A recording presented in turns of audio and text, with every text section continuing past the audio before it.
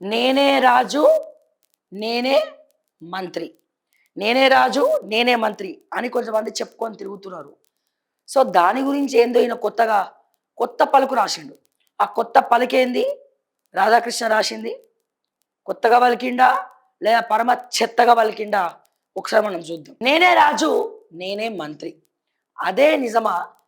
నేను పొట్టివాడిని అయితే అయ్యుండొచ్చు కానీ గట్టివాడిని అని సీఎం రేవంత్ రెడ్డి ప్రతి ఎన్నికలో రుజువు చేసుకుంటున్నారు. మున్సిపల్ ఎన్నికల ఫలితాలు 3 ఏళ్ల తర్వాత జరిగే సార్వత్రిక ఎన్నికల్లో గూడా ప్రతిఫలిస్తాయని భావించలేదు. అయితే అదే సమయంలో ఈ ఫలితాలను తేలికగా తీసి పారేయకూడదు. అధికారంలో ఉండి కూడా 90% స్థానాలను గెలుచుకోలేకపోతే అదొక గెలుపా అని బీఆర్ఎస్ వర్కింగ్ ప్రెసిడెంట్ కేటీఆర్ తేలికగా తీసి పరేసి ఉండవచ్చు కానీ కాంగ్రెస్ గెలుపునకు ప్రాధాన్యం ఉంది. నువ్వు అదే రాయి వార్తలు,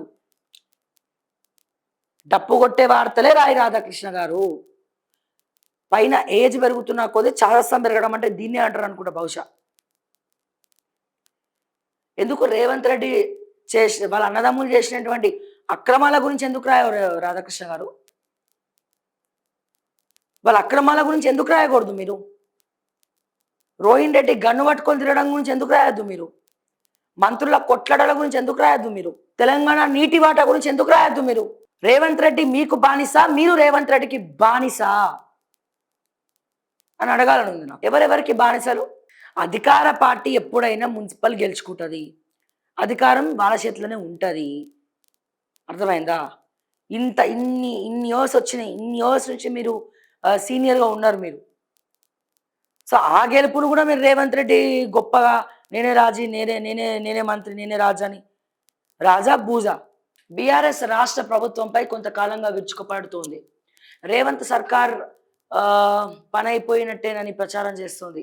ఈ ప్రచారానికి తోడు ప్రభుత్వం ఏర్పడి 2 ఏళ్లు దాటినందున మున్సిపల్ ఎన్నికల ఫలితాలపై సర్వత్రా ఆసక్తి నెలకొంది.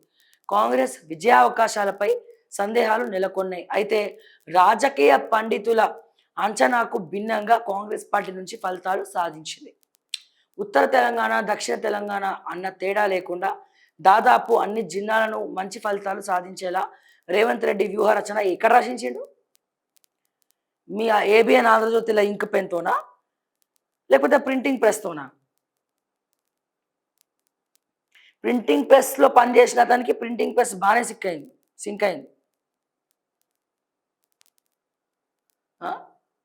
ఉత్తర తెలంగాణ దక్షిణ తెలంగాణ అన్న తేడా లేకుండా దాదాపు అన్ని జిల్లాల్లో మంచి ఫలితాలను సాధించేలా రేవంత్ రెడ్డి వ్యూహం రచించిండట. ముందు 6 గ్యారంటీలు ఎట్లియాలో వ్యూహం రచించమని, రిటైర్మెంట్ ఉద్యోగులు రోడ్డు మీద రాకుండా వాళ్ళకి రిటైర్మెంట్ పెన్షన్ ఇచ్చేలా వ్యూహాలు రచించమని. ఆయన వ్యూహం నువ్వు రచిస్తున్నావో నీ వ్యూహం ఆయన రచిస్తుండో రోడ్డుకి అర్థమవుతలే. సీఎం సొంత జిల్లా పాలమూరులో బీఆర్ఎస్ బలంగా ఉన్నట్టు కనిపించేది. తాజా ఫలితాల్లో అందులోనూ కూడా నిజం లేదని తేలిపోయింది. తెలంగాణలో నేనే రాజు నేనే మంత్రి అని రేవంత్ ప్రకటించిన 2వ రోజే వెలువడిన మున్సిపల్ ఎన్నికల ఫలితాలు సీఎం మాటల్లో నిజం లేకపోలేదన్న అభిప్రాయాన్ని కలిగిస్తున్నాయి. తనకంటే ఎంతోమంది సీనియర్లు ఉన్న కాంగ్రెస్ను ఏకతాటిపై నడిపించడంలోనూ కూడా రేవంత్ అబ్బో కృతకృతులయ్యారట. కితకితలేం కాలే.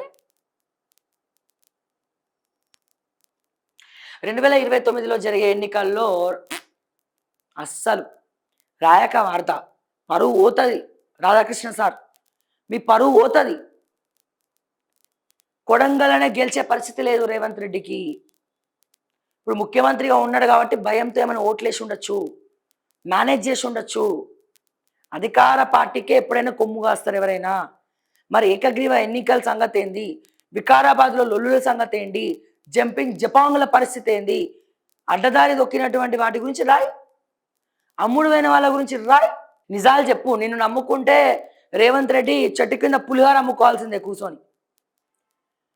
పులిహార ప్యాకెట్, పులిహార మూత ముఖ్యమంత్రి పదవి పోయిందని. ఉన్నది ఉన్నట్టు జరిగేది చెప్తేనే వాళ్ళ తప్పులు వాళ్ళు తెలుసుకుంటారు. అది 4th ఎస్టేట్కు ఉన్నటువంటి విలువ, వాల్యూ. నువ్వు డప్పు కొడితే తెలుసుకోడు, ఓడిపోతాడు నెక్స్ట్ నువ్వు ఇట్లనే చెప్పుకుంటా పోతే. అవసరమైతే మారమను, ప్రజల్ని కలవమను. అది రాయి కొత్త పలుకుల. చెత్త పలుకులు రాయకు ప్లీజ్. నిరసన వ్యక్తం చేయలేని అసహాయ స్థితి ఏర్పడిందట. రాజకీయాల్లో రేవంత్‌ది దూకుడు స్వభావం. అదే ఆయనకు ఇప్పటిదాకా కలిసొచ్చింది. పిన్న వయసులోనే సీఎం కాగలిగారు. పిన్న వయసు అంటే ఎంత? ఎంత రేవంత్ అన్న? ఏజ్ ఎంత రేవంత్ అన్నది? అంటే కాంగ్రెస్ పార్టీ సీనియర్ నాయకుల్లో అది పిన్న వయసే అయి ఉండొచ్చులే. సర్లే నేనే తప్పుగా అనుకున్నా. అయితే అల్లు ఇల్లు అలకగానే పండగ గాదు. స్థానిక సంస్థల ఎన్నికల్లో మంచి ఫలితాలు సాధించిన మాత్రాన